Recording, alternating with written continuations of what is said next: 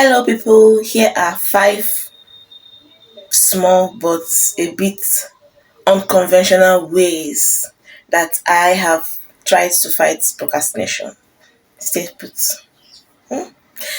My name is Cyrene, and here I share my thoughts, my opinions, my experiences, and hope that you pick something from it. And if you feel like I need to learn something, you can always say it in the comments. So, procrastination is terrible. People see procrastination on the surface level because yes, you're not being productive, you're not doing things and all, like you're just there, you're rotten. But procrastination does more than that. Procrastination makes you lose confidence. Oh, you don't know.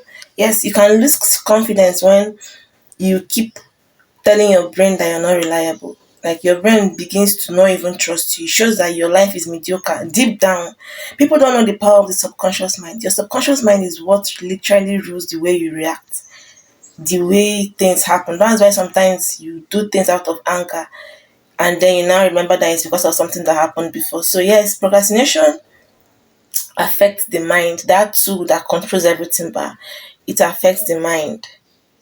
Yes. Yes. Yes. Our brain does this thing where if you say you are going to do something and you don't do it, it registers it as you're an unreliable person. Just like the way that if people that you're not very emotionally connected to um do stuff and then you lose confidence and you don't even trust them. If they say they're going to do something, you're just like, whatever, just do you. That's how your brain starts seeing you. So and as time goes on, whenever you say you're going to do something, your brain already knows that I beg, you're not going to do anything. So take these things from I am a huge procrastinator. You think you procrastinate? You think you can bed rot? You think you can doom scroll? Don't worry, I raise you me. You've not seen me. When you see me, sorry. Oh God, sorry. So when you see me and you experience me, you know that procrastinating is anyway. We are fighting it. Sorry. Well, so what's the first one? The first one is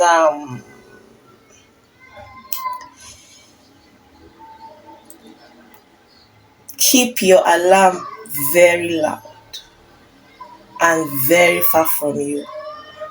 Very loud and very far from you. I keep it very loud and far. It's even better if you're staying in a family house, in a place that family stays.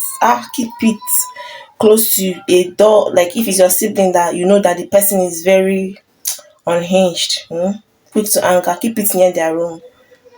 That way we enforce discipline for both you and the person. So keep your alarms very far and very loud. That way when your alarm rings, you have to stand up. You have to literally stand up and go and put it off. It sounds very, it's if you can do this thing, you've overcome 90% of your problem. It sounds very easy, right? For you to put your alarm far and then you go and off it. Sha, procrastination is not for the weak. Well, it's going to be a battle. Some days you may not feel like standing, like you will say fuck it. Go, especially if you're someone that you work from home or you have your own business, like nobody to sanction you or discipline you or query you if you don't come to work on time. Some days you'll be tempted to let the alarm ring and stop. So as you're placing it far, put it in your mind that it will be war, but you can make it. I mean, you're strong enough. So second point for me, I'm saying it as the second one because it's something that I do immediately after this first one. When your alarm rings and you stand up from that bed, don't go to off the alarm first. First thing you do is make your bed uncomfortable. Me, I used to put boxes on top of my bed, put a box, detach the foam from the bed frame, like anything unhinged, unhinged, unhinged, unhinged, outhinged. I'm gonna do it. I will put furniture on top of the bed. Yes, I have this cloth where I will put it on top of the bed, like a kind of bedspread. Then I'll now put the furniture on top of it. Then I can now go to off my alarm. That way, I am not tempted to run back and sleep on that bed. Or even sit. I cannot even sit down on that bed. Yes. So when you stand up, make your bed very uncomfortable. That's the second point. If you have cushions in the house, either you turn them upside down or make them uncomfortable. There are furniture in the living room. Make everything that is soft and squishy uncomfortable so that you don't procrastinate standing up. So that you don't doom screw or rot in your bed or whatever. So what's the next one? Have sticky notes. Have sticky notes. Have sticky notes. Have sticky notes. You know those things that you write on those square cutouts of paper. Yes, have them. That are sticky. Have them. And when you have them, don't start by saying I'm gonna build room on the first day. No. Start with small tasks like I'm going to wake up by so and so time and I'm going to drink a glass of water. Very simple tasks. And then as you're doing these tasks, tick it. If you complete anyone, tick it. Complete anyone, tick it. Like there's this happiness and fulfillment that comes from, oh, I made a promise to myself and I'm keeping it. The motivation it gives you is top notch. So please have sticky notes. So once you switch off your alarm, take your sticky notes. As you're going out to go and touch that alarm, take your sticky note with you and your pen. Stay on the dining stand, wherever. Just stay there and write what you're going to do for that day. Or preferably what I do, write it the previous day so that your brain, and then before you sleep, think of the things you're going to do. Be excited so that your brain will know. But if something that you cannot do, maybe you're too tired or maybe you forgot. I forget sometimes still because I'm still on that journey. Write it immediately off the alarm and stick it. If it's on your forehead, do. Especially if you work from home, because you see, freedom is a human right, but it is something that can destroy you. So it is something that can destroy you if you don't know what you're doing with your life. Trust me, I know. Freedom, autonomy is a lot.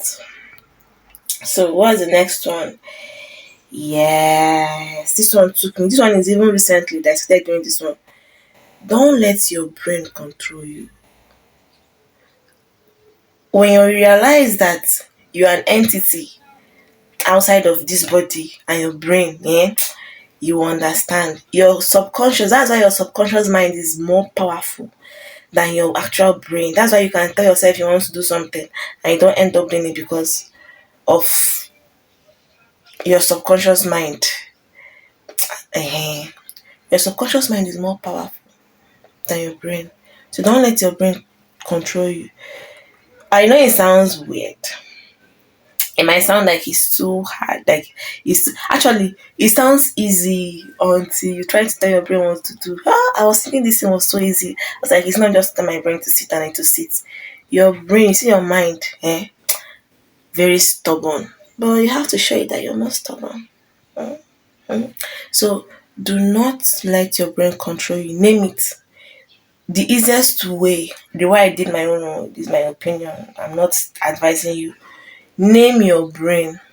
Call it a name. It should not be a goofy name. Don't disparage yourself. Don't talk down on yourself because still it's a part of you. Name your brain. Find a name and give it. And when it starts misbehaving, call it by that name. Pretend it is a human being and you're looking at it. Give it instructions. And if it refuses, make it do that thing times 2. Make it do that thing times 2. Make it do that thing times 2. Your brain will understand because your brain is wired to protect you. Your brain is wired to give you comfort. That's the thing. So if you let it, it's going to keep protecting you. Your brain is wired to just protect you. So let's understand that any day it flaunts your others, it is going to do that thing times two. It's going to put you in more danger. Don't worry.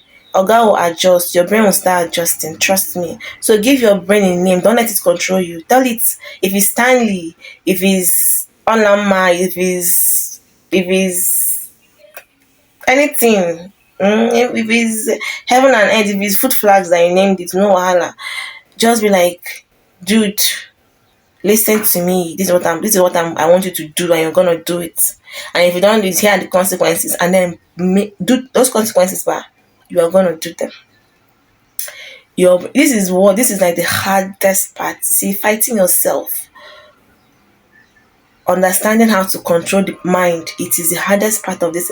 This is like I just started it. I'm just, and this is, it's not easy, just know. So you're going to need all the willpower, strength, discipline, arrogance. Me, I'm doing my own is out of pettiness, because I'm like, how are you controlling me when I'm the main character here? My own is out of pettiness. So if it's out of pettiness or anger, do it. Just don't let your brain control you. It doesn't have that power. It doesn't have that much power. The main power lies with your subconscious mind. What's the next one?